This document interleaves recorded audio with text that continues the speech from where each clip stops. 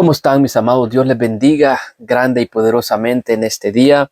Hoy quiero compartir con ustedes un pasaje de las Escrituras que se encuentra en el Evangelio de Marcos, en el capítulo 10, de los versículos 1 al 12. Y le hemos titulado a este tema: Nadie se casa para divorciarse. Nadie se casa para divorciarse. Déjame leerte lo que acontece aquí en este pasaje de las Escrituras. Levantándose de allí, vino a la región de Judea y al otro lado del Jordán, y volvió el pueblo a juntarse a él, y de nuevo les enseñaba como solía. Y se acercaron los fariseos y le preguntaron, para tentarle, si era lícito al marido repudiar a su mujer. Él respondiendo les dijo: ¿Qué os mandó Moisés? Ellos dijeron: Moisés permitió dar carta de divorcio y repudiarla. Y respondiendo Jesús les dijo: por la dureza de vuestro corazón os escribió este mandamiento. Pero al principio de la creación, varón y hembra los hizo Dios. Por esto dejará el hombre a su padre y a su madre y se unirá a su mujer, y los dos serán una sola carne, así que no son ya más dos, sino uno. Por tanto, lo que Dios juntó, no lo separe el hombre. En casa volvieron los discípulos a preguntarle de lo mismo, y les dijo: cualquiera que repudia a su mujer y se casa con otra, comete adulterio contra ella. Y si la mujer repudia a su marido y se casa con otro, comete adulterio. Este es un tema muy sensible, un tema muy delicado, que verdaderamente requiere un corazón pastoral para tratarlo. Porque todos, de alguna manera, hemos sido afectados por el tema del divorcio. Tal vez algún familiar tuyo, tal vez tus padres se divorciaron, tal vez tus hijos, o tal vez alguno de tus hermanos o hermanas, tal vez algún amigo cercano tuyo, o lo más difícil aún es de que tú hayas pasado por el divorcio o estés pasando por el tema del divorcio. La verdad es que al ser un tema tan delicado,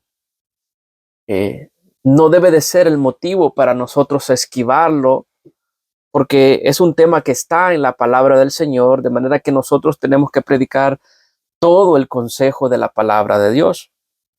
Dicho sea de paso, hay algunos predicadores, algunos maestros de las Escrituras que le sacan la vuelta a este tipo de pasajes. Las estadísticas más recientes en Texas nos dicen que en el 2021 hubieron 4,300 divorcios. Escucha bien eso, 41,300 divorcios en el 2021 en el estado de Texas. Otra estadística nos dice también que el promedio de duración de los matrimonios es solamente entre 7 y 9 años. Es decir, a los 7 años ya no le gusta cómo les cocina a su mujer y entonces la cambian por otra. A los 7 años se aburren de su misma pareja y buscan a otro acompañante.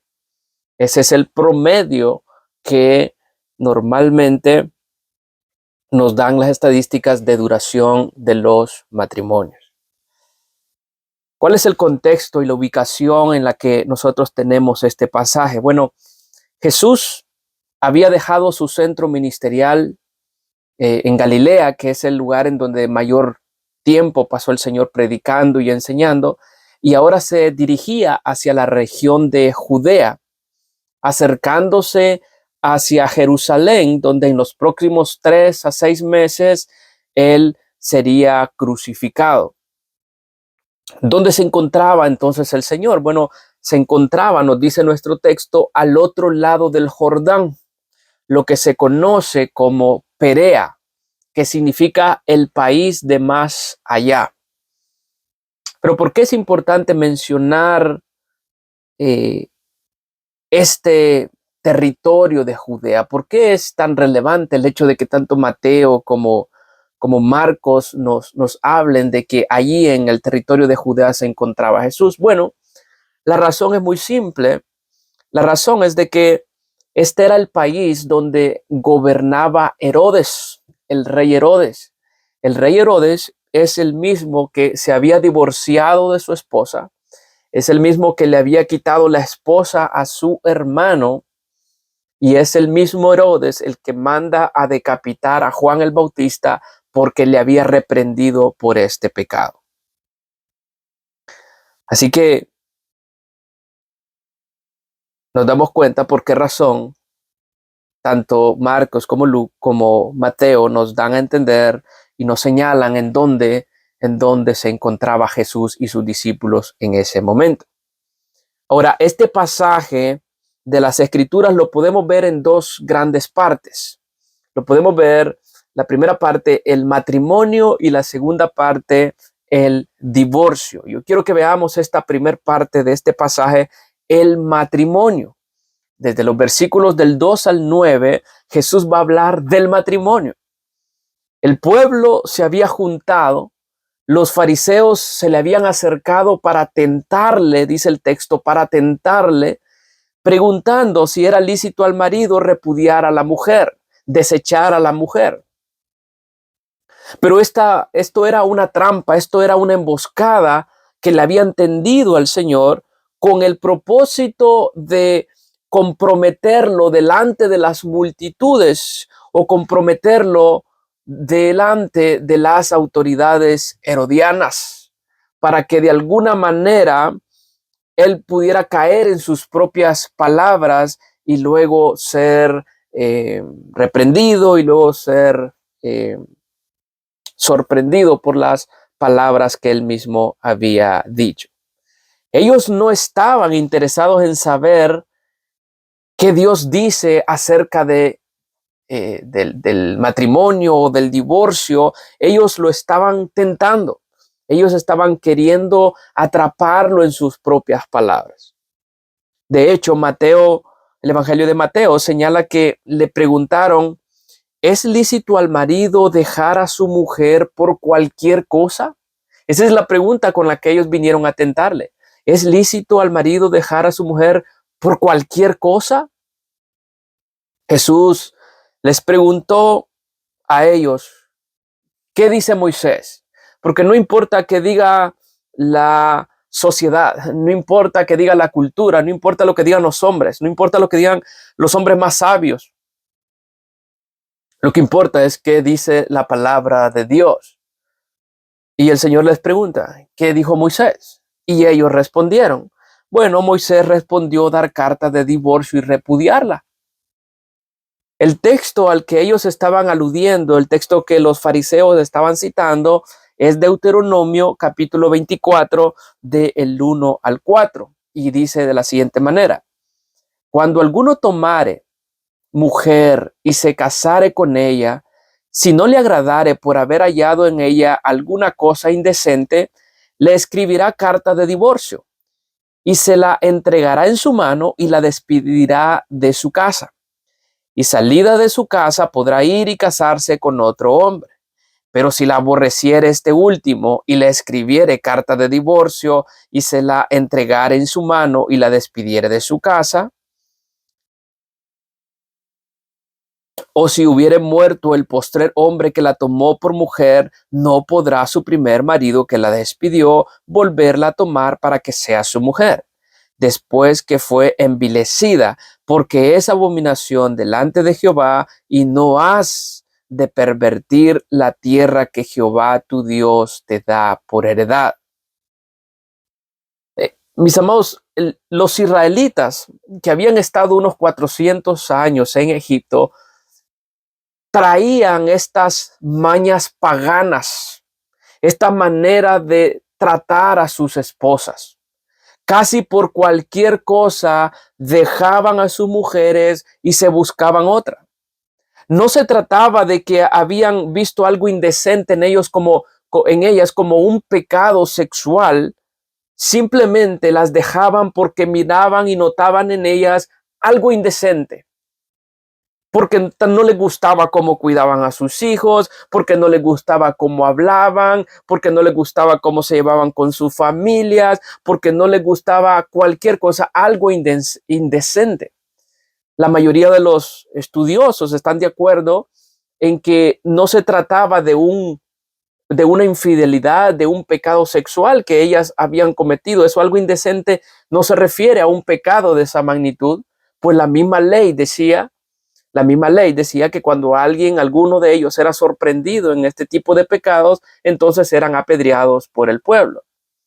Así que no se trataba de algo indecente como una infidelidad, como un pecado sexual, sino que se debía a cualquier cosa.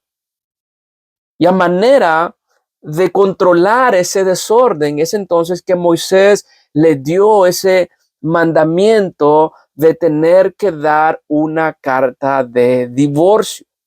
O sea, el asunto se había salido de control. Estaban actuando como mundanos, estaban actuando como paganos, un pueblo que debía de ser un pueblo santo, un pueblo que debía de amar a sus esposas, de cuidar a sus esposas. Entonces, por cualquier cosa indecente, la sacaban de la casa, se aseguraban de darle una carta de divorcio y se iban. Y entonces Moisés, no solamente a manera de controlar eso, les dio ese mandamiento de tener que dar una carta de divorcio, sino que también les dio la prohibición de volver a tomar a esa mujer en caso de que el segundo marido la dejara o muriera. En otras palabras, el matrimonio no es un juego. No es que hoy te vas y mañana regresas. No es que hoy te vas y dentro de 6 meses nos miramos por ahí otra vez. La esposa no es una aseguranza de auto. La esposa no es una compañía de celulares que hoy la cancelas y mañana vuelves a tomarla otra vez. Que hoy te la despojas y mañana vuelves a tomarla otra vez. Esa no es la manera como funciona el matrimonio. El matrimonio no es un juego. Esa manera de vivir sería abominación a Jehová. Jugar con el matrimonio, hermanos míos, es abominación al Señor. De allí que Jesús hablara, de allí que Jesús respondiera a los fariseos: por la dureza de vuestro corazón les dio este mandamiento. Por la conducta inapropiada, por la manera de comportarse ustedes, que no era de un pueblo santo, sino una imitación de lo mundano, de lo pagano. Por eso Moisés les dio ese tipo de mandamiento. Pero ese no era el diseño de Dios. Ese no es el propósito de Dios con respecto al matrimonio. Los fariseos querían que Jesús hablara del divorcio, pero Jesús les habló del matrimonio. Jesús les habló del matrimonio. Y Jesús usa 3 palabras, usa 3 conectores clave a continuación en lo que va a decir en los versículos del 6 al 9. Él usa las palabras pero, por esto, por tanto. Pero, por esto, por tanto. Dice el Señor Jesús: pero al principio de la creación, varón y hembra los hizo Dios. O sea, el Señor Jesús está diciendo: Moisés, por la dureza del corazón, les dio ese mandamiento, pero vamos al diseño, vamos al principio. Vamos al diseño de Dios Padre. Al principio de la creación, varón y hembra los hizo Dios. Jesús va al diseño de Dios. Jesús lo lleva al Génesis. Lo que tú y yo tenemos que hacer es ir al principio, ir al diseño de Dios. Nosotros no tenemos que copiar las cosas del mundo. Nosotros no tenemos que ser arrastrados por las corrientes del mundo y hacer lo que al mundo le parece bien, porque nosotros somos el pueblo santo de Dios. Varón y hembra los hizo. ¿Para qué? Para que se complementen el uno al otro. Los fariseos querían que Jesús hablara del divorcio, pero Jesús les estaba hablando de lo hermoso, de la hermosura del matrimonio. Y Jesús usó la primera frase, pero. Ahora Jesús usa la segunda frase, por esto, porque el Padre los hizo varón y hembra. Ahora dice Jesús: por esto dejará el hombre a su padre y a su madre y se unirá a su mujer y los dos serán una sola carne. Así que no son ya más dos, sino uno. Hermanos, una sola carne, una sola cuenta de banco, una misma meta, un mismo propósito. Ya no son dos, son uno solo. Son una sola carne. Ya ese hombre ya dejó casa de papá, ya dejó casa de mamá y ahora se ha decidido unir en pacto matrimonial a su esposa. Ahora solamente son ellos dos. El papá o la mamá no tienen que meterse en las cuentas de sus hijos, porque ellos dos son un solo matrimonio. En ese matrimonio no hay espacio para un tercero, mucho menos para una cuarta persona. Nada de que somos felices los cuatro. Eso está bien para el mundo, eso está bien para los paganos, eso está bien para los impíos, pero no así para los hijos de Dios, no así para aquellos que van al Génesis, aquellos que van al principio de la creación, aquellos que han visto el diseño de Dios. Por tanto, dice Jesús ahora, pero por esto, y ahora dice, por tanto, lo que Dios juntó, no lo separe el hombre. Lo que Dios ha unido, ha pegado, no lo separe el hombre. Esta es la conclusión de Jesús. Este es el sello de Dios. No lo separe el hombre lo que Dios ha unido. Una separación siempre será dolorosa. Una separación traerá por mucho tiempo dolor, amargura. Es como juntar dos tablas con un fuerte pegamento y luego intentar separarlas. Al tratar de separar esas tablas que estaban fuertemente pegadas, quedarán dañadas, saldrán dañadas al separarlas. Eso sucede en un divorcio, eso sucede en una separación. Ambas partes quedan dañadas y es doloroso para la familia, y es doloroso para tus hijos, y es doloroso para tus padres, y es doloroso para tus hermanos, y es doloroso para la iglesia, y es doloroso para tus amigos. Por eso Dios odia el divorcio. Es por eso que Dios detesta el divorcio. Es por eso que Dios aborrece el divorcio. En Malaquías 2:16, porque yo detesto el divorcio, dice el Señor Dios de Israel, y al que cubre de iniquidad su vestidura, dice el Señor de los ejércitos. Prestad atención, pues, a vuestro espíritu y no seáis desleales, no sean desleales, no sean infieles, porque Jehová detesta el divorcio. Algunos han hecho del matrimonio como un trámite de conveniencia. Han hecho el matrimonio como un trámite para beneficiarse. Casémonos para arreglar papeles. Eso no funciona delante del Señor. Eso no es bien visto porque el matrimonio no es un juego. Otros ven el matrimonio como una manera para ser felices. Ellos dicen, me voy a casar para ser feliz. Pero eso no es la meta primordial, eso no es el propósito primordial del matrimonio, que las personas sean felices, porque el día que tu mujer no te haga feliz, el día que tu esposo no te haga feliz, entonces ¿qué vas a hacer? A los 7, 8 años te vas a darle una carta de divorcio y te vas a ir, ¿qué vas a hacer?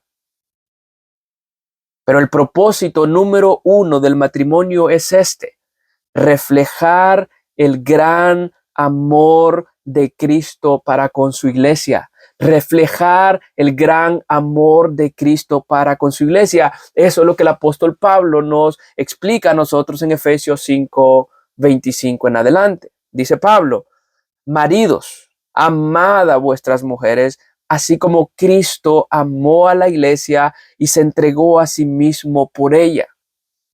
En otras palabras, nuestro matrimonio debe de reflejar ese amor de nuestro Señor Jesucristo. Nosotros tenemos que prestar atención, los esposos, el tipo de amor que le estamos dando a nuestra esposa y mirar si realmente ese tipo de amor refleja aquel amor único, aquel amor apasionado, aquel amor decidido, aquel amor sacrificial que Cristo tiene por su iglesia. Pablo sigue diciendo en el versículo 32 del capítulo 5 de Efesios, grande es este misterio, mas yo digo esto respecto de Cristo y de la iglesia. En otras palabras, el pacto matrimonial está diseñado ¿para qué? Para ilustrar la profundidad del amor, el sacrificio y la unidad que existe en la relación redentora. Para eso es el matrimonio, para reflejar ese profundo amor de Cristo. Para eso es el matrimonio. Nuestros matrimonios deben de reflejar esa profundidad del amor de Cristo, ese sacrificio con el que Cristo nos amó y se entregó por nosotros. Así el esposo se entrega por su esposa, la ama, la cuida, ora por ella. Eso es lo que va a reflejar nuestro matrimonio, el amor de Cristo por su iglesia. Mis amados hermanos, nadie se casa para divorciarse. Elige primero a quién vas a amar y luego ama tu elección. Elige primero a quién vas a amar y luego ama la elección que has hecho. Eso fue lo que Cristo hizo con nosotros. Él nos eligió a nosotros y nos amó incondicionalmente a cada uno de nosotros. Nos amó como iglesia. Y cuando nosotros hagamos eso, eso es lo que va a reflejar la relación de Cristo con su iglesia. Ahora, para terminar este primer punto, nos damos cuenta de que Cristo no respondió nada del divorcio a los fariseos en esta ocasión. Más bien les habló de lo hermoso del matrimonio. Él quería dejar en la mente de las multitudes la importancia del matrimonio. Y los fariseos habían venido a tentarle, querían provocarle, querían hacerlo caer para que él hablara acerca del divorcio. Pero él más bien les habló de la hermosura del matrimonio. El matrimonio es un diseño de Dios que refleja el amor de Cristo por su iglesia. Oh, cuánto tenemos nosotros por hacer en nuestros hogares, cuánto tiempo tenemos que invertir en nuestra casa, con nuestras esposas, con los esposos, porque esto va a reflejar ese amor sacrificial y maravilloso de Cristo que ha tenido por su iglesia. Nuestro siguiente escenario nos va a llevar a nuestro segundo punto. Ya vimos el matrimonio, ahora veamos el divorcio. A partir de los versículos del 10 al 12, nosotros vemos en esta escena de que aquí ya no estaban las multitudes, sino solamente Jesús y sus discípulos. Ellos estaban en un lugar privado. La Biblia dice que estaban en casa. Posiblemente estaban en el lugar en donde se estaban hospedando. Recuerda que ellos venían desde Galilea hacia Jerusalén, pero aquí se encontraban al otro lado del río. Ellos se encontraban en Perea. Y los discípulos, solamente Jesús y sus discípulos. Era una reunión privada ahora. Ya no estaba el pueblo, las multitudes. Y los discípulos preguntaron de lo mismo. Como los discípulos como que no habían captado, como que no habían apreciado la hermosura del matrimonio, no habían entendido el diseño de Dios, no habían entendido el propósito del matrimonio. Y entonces le preguntaron a Jesús acerca de lo mismo, pero ahora en privado. Y Jesús les dijo, versículos del 11 al 12 del capítulo 10 de Marcos: cualquiera que repudia a su mujer y se casa con otra, comete adulterio contra ella.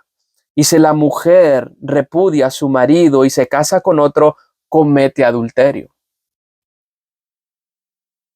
En el Evangelio de Mateo, en el capítulo 19, versículo 9, que es un texto paralelo a este, Jesús les dijo: y yo os digo que cualquiera que repudia a su mujer, salvo por causa de fornicación, y se casa con otra, adultera, y el que se casa con la repudiada, adultera.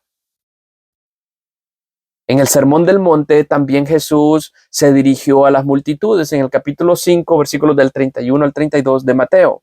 También fue dicho: cualquiera que repudia a su mujer, dele carta de divorcio. Jesús estaba citando Deuteronomio 24, el pasaje que leímos hace un momento. Pero yo os digo, dice Jesús, pero yo os digo que el que repudia a su mujer, a no ser por causa de fornicación, hace que ella adultere, y el que se casa con la repudiada comete adulterio. En otras palabras, después de haber visto la hermosura del matrimonio, lo maravilloso del matrimonio, ahora Jesús quería que sus discípulos entendieran esto: que nadie debe separar lo que Dios unió. Nadie debe separar lo que Dios unió, a no ser que el divorcio se lleve a cabo por una razón legítima. Esta es la única causa legítima por la que Dios permite a la parte inocente que inicie un proceso de divorcio. Déjame repetirte esto. Esta es la única causa legítima por la que Dios permite a la parte inocente iniciar el proceso de divorcio, a causa de fornicación, a causa de pecado sexual, a causa de una infidelidad. Aún así, la persona afectada todavía puede perdonar. Todavía puede perdonar, porque el evangelio es arrepentimiento, el evangelio es perdón. Y si la persona que hizo el daño muestra un arrepentimiento genuino y sincero delante de Dios y de la persona y de la esposa o el esposo a quien ha afectado, todavía está la posibilidad. Pero esta es la única causa legítima por la que Dios permite el divorcio. La realidad es de que nadie se casa para divorciarse. Nadie se casa para repudiar luego a su mujer. Los discípulos quedaron tan asustados, tan impactados por las palabras de Jesús, que dijeron: si es así la condición del hombre con su mujer, no conviene casarse. Si esta es la situación, si así de difícil está la cosa, no conviene casarse, dijeron los discípulos. Mateo 19:10. Yo quisiera concluir con unas palabras para ti que te quedaste escuchando todo el mensaje. Con unas palabras primero para los casados, luego unas palabras para los solteros y unas palabras para los divorciados. Primero para los casados. Nosotros debemos de entender que el matrimonio representa el amor de Cristo para con su iglesia. Por lo tanto, hermano, hermana, cuide su matrimonio. Invierta tiempo en su matrimonio. Invierta tiempo con los detalles, cuidando su casa, cuidando su hogar, cuidando a su esposo, cuidando a su esposa. 41,000 divorcios en el 2021 en el estado de Texas. El matrimonio no es un juego.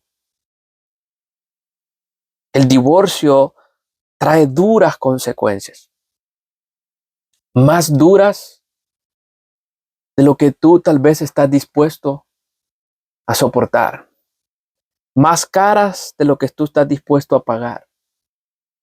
más duraderas del tiempo que tú estás dispuesto a esperar y a soportar. Las consecuencias son grandes de una separación, porque afecta tu vida, porque afecta la que fue tu esposa, lo que fue tu esposo, porque afectará a tu familia, porque afectará a tus hijos, porque afectará a tus personas cercanas, porque afectará a la iglesia, porque manchará el amor fiel de Cristo Jesús por nosotros. Esposos, amen a sus esposas como Cristo amó la iglesia. Eso es lo que dice el apóstol Pablo. Y ahí, de la hermosura del matrimonio, de lo precioso que es el matrimonio. El matrimonio es el diseño de Dios. Y ahí que Pablo diga, esposos amen a sus esposas como Cristo amó la iglesia. Esposas, sométase a su marido. Sométase voluntariamente a su marido. Algunas esposas dicen, pastor, ¿por qué a nosotros nos tocó la parte más difícil, tener que soportar o tener que someternos a nuestros maridos? Pero, hermanas, ¿qué es más difícil? Someterse, que usted se someta a su esposo, o que los esposos amemos como Cristo amó a la iglesia, que nuestros esposos amemos a nuestras esposas como Cristo amó a la iglesia. ¿Qué es más difícil? Así que casados, el matrimonio es hermoso. El matrimonio es un diseño de Dios. El matrimonio representa el amor fiel y sacrificial de Cristo por su iglesia. Amemos a nuestras esposas, cuidemos nuestro matrimonio, cultivemos nuestro matrimonio. A los solteros, una palabra para los solteros: procure casarse.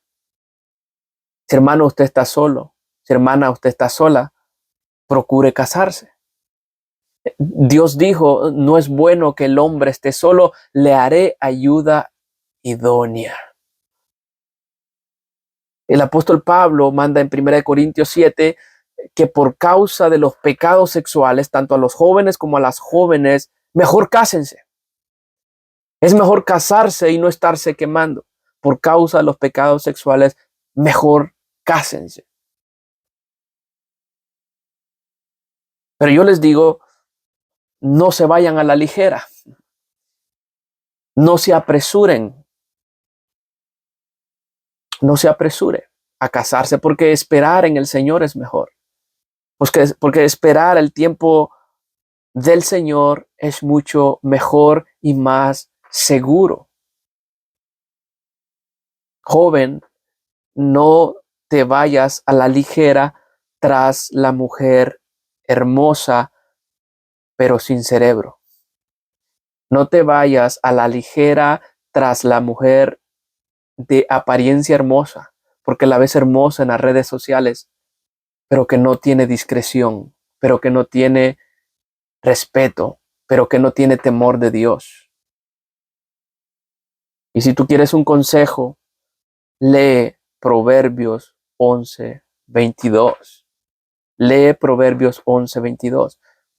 No te apresures por ir detrás de esa mujer hermosa, pero que no tiene cerebro. Y a los jóvenes,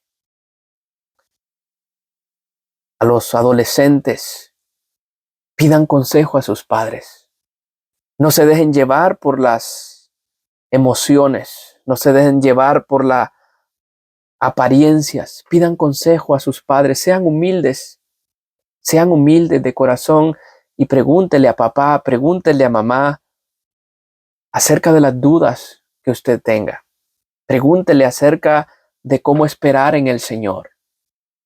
Y seguramente ellos, porque te aman, tratarán de darte un consejo bíblico, un consejo que procurarán guardarte. Eso para los solteros, procuren casarse. Pero también para los divorciados, y esto lo hago con todo mi corazón, para los que han pasado por el duro momento del divorcio, y para todos aquellos que han sido afectadas por un divorcio, lo primero que tú tienes que saber es que tu identidad Tu identidad no es que eres divorciado, divorciada. Tu identidad no es que eres afectado por el divorcio. Tu identidad es que tú eres cristiano. Tu identidad es que tú eres de Cristo. Tú eres de Cristo Jesús. La sangre de Cristo, dice la palabra, nos limpia de toda maldad. Y si tú te has arrepentido de corazón, y si tú has confesado tu pecado, y si tú te has vuelto a Dios de corazón, Dios te ha perdonado. Dios te ha perdonado por medio de Cristo. La Escritura dice que Él vino a buscar y a salvar lo que se había perdido. Para eso vino Cristo, a buscar y a salvar lo que se había perdido. El mensaje de Dios para usted y para mí es este: que nadie se casa para divorciarse. Cuando tengas dudas, vamos al principio, vamos al diseño, vamos a la hermosura del matrimonio que nos recuerda ese amor sacrificial de nuestro Señor Jesucristo. Que Dios te bendiga y que Dios te guarde, que Dios bendiga a tu familia, que Dios bendiga tu matrimonio y que el Señor sea con cada uno de ustedes. Bendiciones.